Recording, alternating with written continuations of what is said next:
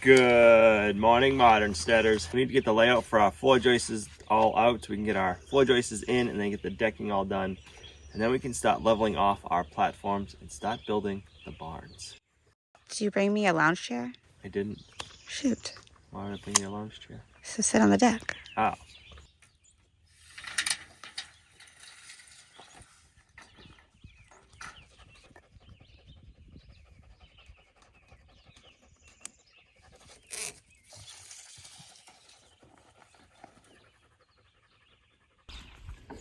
What are you doing?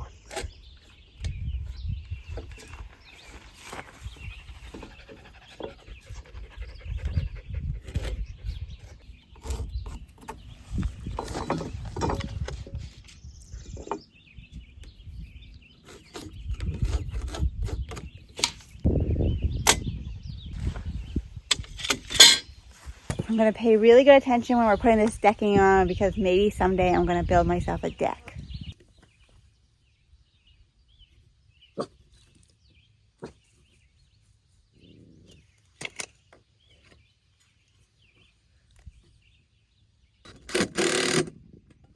So I am going to go ahead and just mark down 3/4 of an inch on each one of these and put a screw in with the brace or the bracket so that we can go ahead and just have them ready to go. Then they're in place.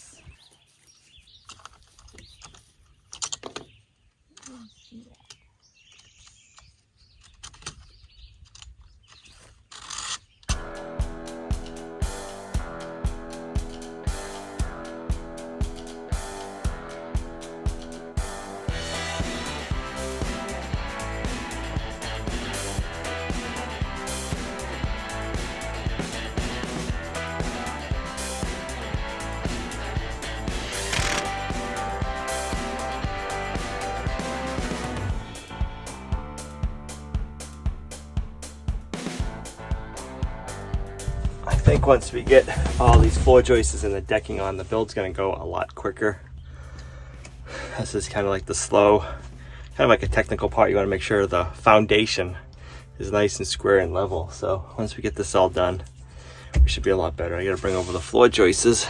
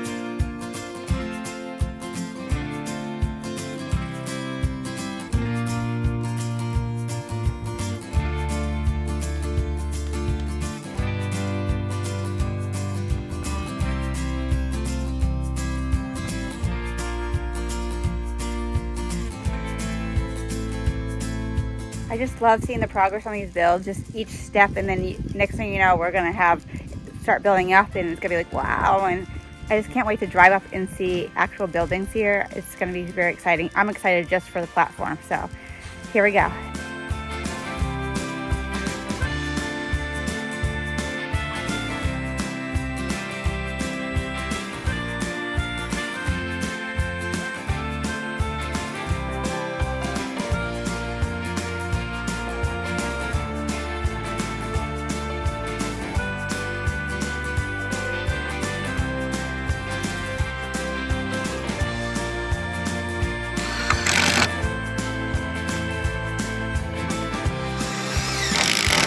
So these are flooring here, and then if you notice there's an opening on each side of each one. That is because it is a run. So kind of like our goat stop, but not our goat stop. We will still use the goat stop, but probably not in this pasture. So that is going to be really nice for them to always have a place to go. And I think they're going to love it, and it's probably going to be their new hangout spot. Sometimes when I think it's going to be their favorite spot, it doesn't end up being their favorite spot right away anyway. What makes you want?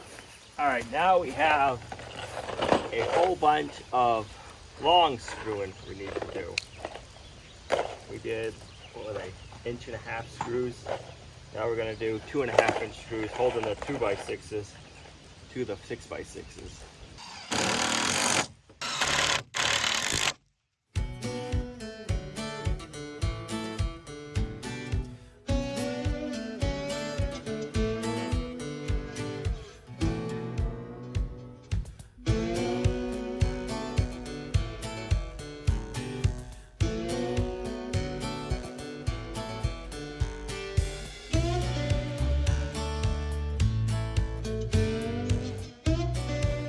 One done, one to go. We just have to put the long screws in the braces, and then we can start doing the decking.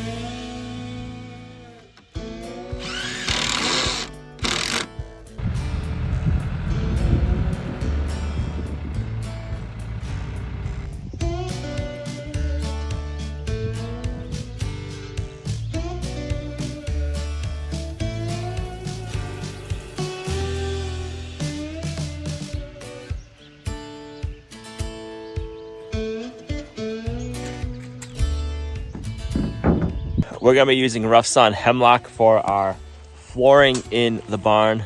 Hemlock is really good for barn floors. It stays wet, it doesn't really rot.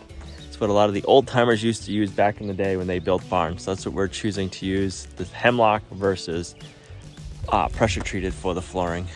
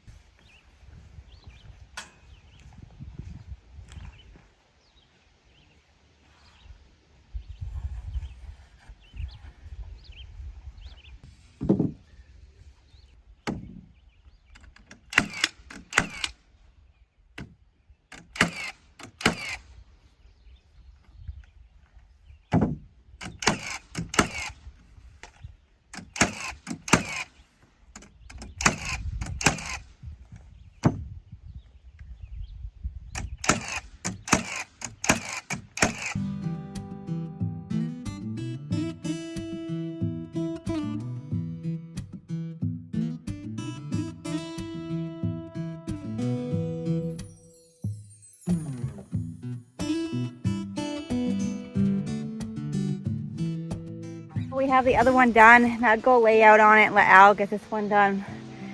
But the wood is a little bit wet, so I figured I just better help out. So I'll help him finish this one because he probably can't get it done without me.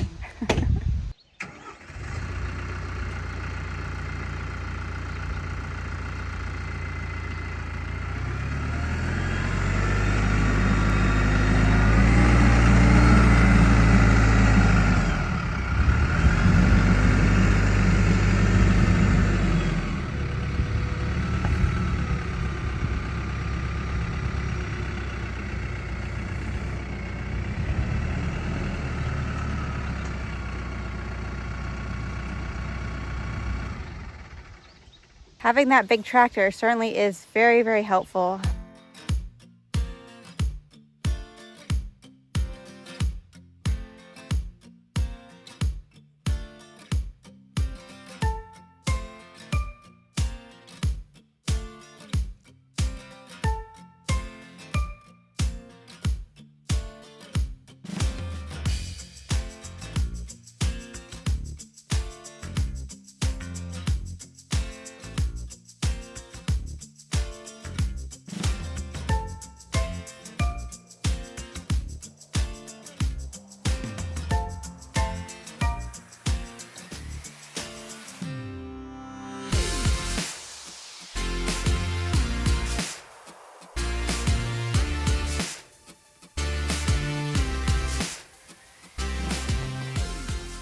Good morning.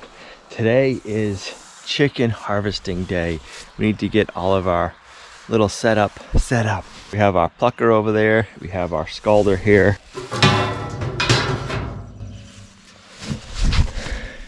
I like to get our scalder filled up with hot water. We have an outdoor hot water hose, and then I get it plugged in and it gets it up to temperature really quick.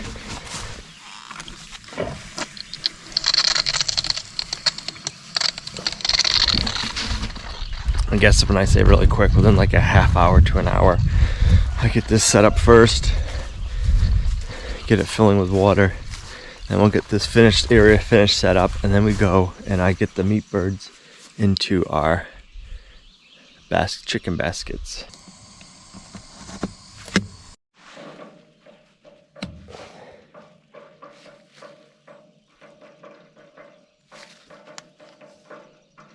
$145, that's what we want.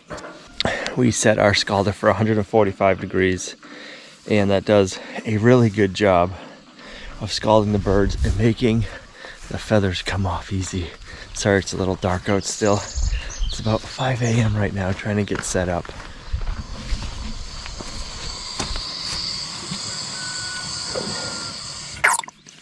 If you over scald your meat birds, you're gonna tear the skin really easy when you're plucking them. If you underscald them, the feathers don't like to come out very easily, so it's kind of like finding the sweet spot. We find using the electric scalder, setting it for 145, is the sweet spot for plucking the feathers in the automatic plucker. Makes a big difference, a huge time saver. If you do any of your own harvesting of meat birds, it is an investment, but over time, those pay for themselves. We've had those 5 or 6 years now, and well worth the investment.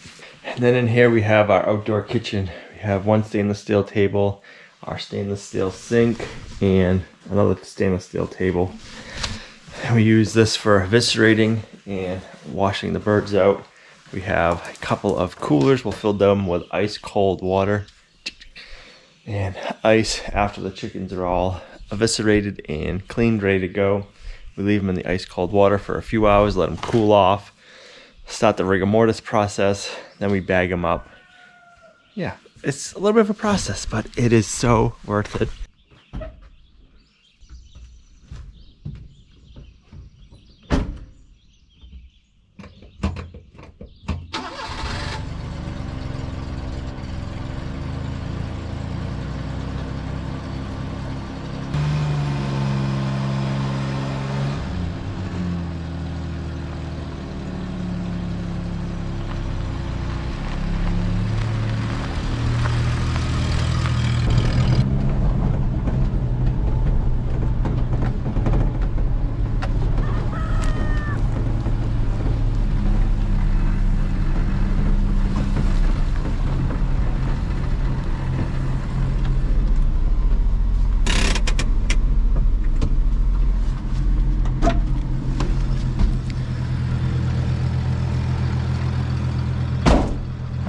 Move this batch of meat birds right here.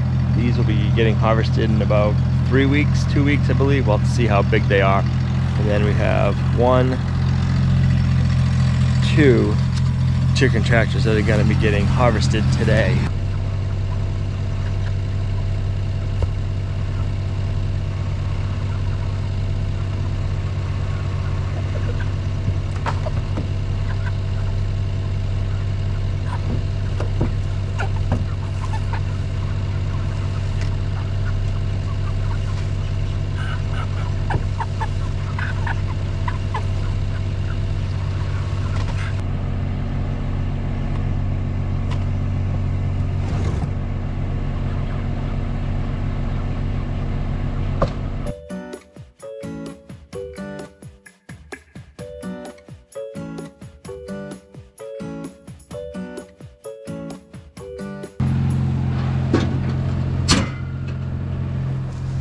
telling you, these mini trucks make the perfect mini farm truck.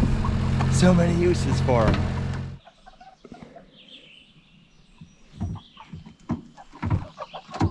All right, we're almost up to temp. 12 more degrees to go.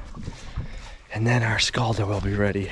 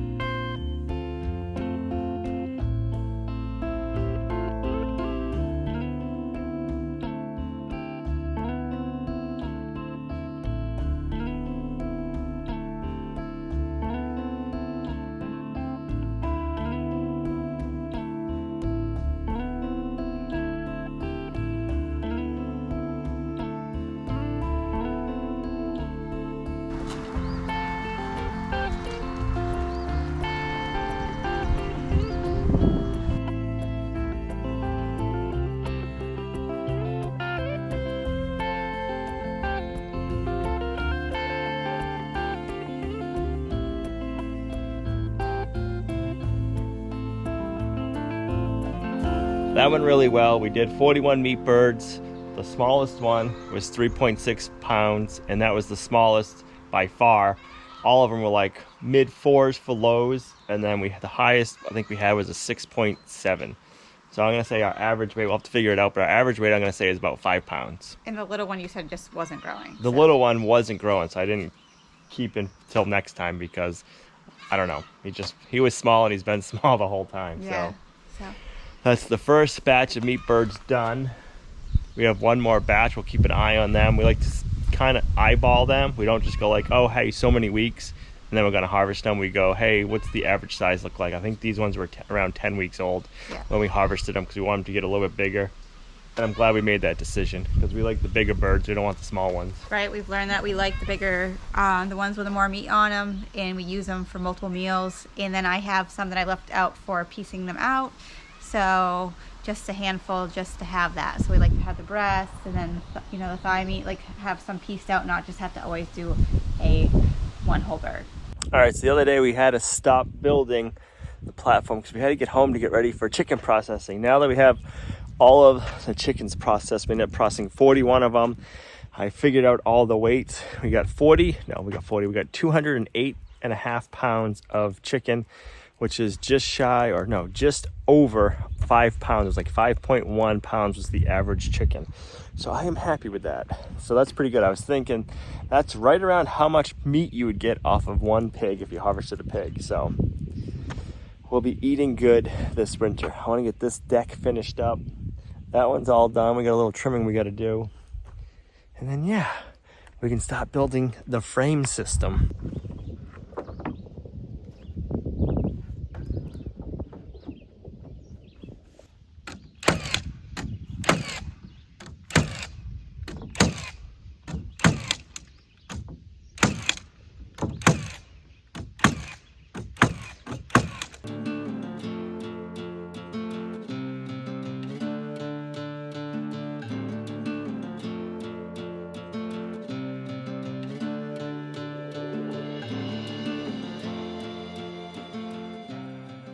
All right, now that we got those boards on, there's some more we need to do, but we've been working on a project behind the scenes, and I don't want to show it till it's all done and we're getting close.